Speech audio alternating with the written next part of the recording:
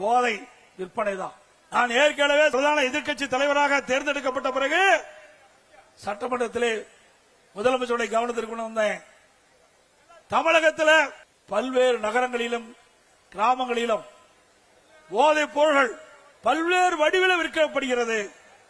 அதை தடுத்து நிறுத்துங்கள்.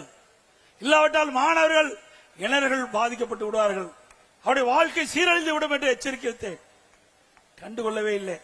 பத்திரிகையின் வாயிலாக பேட்டி கொடுத்தேன், ஊடகத்தின் வாயிலாக பேட்டி கொடுத்தேன், அறிக்கை வெளியிட்டேன். இந்த ஆட்சியில எதுவுமே நடக்கல. இன்றைக்கு தமிழகத்தில் ஏற்படுகின்ற குற்றங்களுக்கு காரணம் இந்த போதை ஆசாமியால். எங்க பார்த்தாலும் கொலை, கொல்ல, திருட்டு, வழிப்பறிவு, பாலியல் கொடுமை நடக்காத நாளே இல்லை. எல்லாவற்றிற்கும் காரணம் இந்த போதை ஆசாமிகள். இன்றைக்கு தமிழகத்திலே போதைப் பொருள் நடமாட்டம் அதிகரித்து விட்டதை கட்டுப்படுத்த திராணியற்ற அரசாங்கம் மீண்டும் தொடர வேண்டுமா?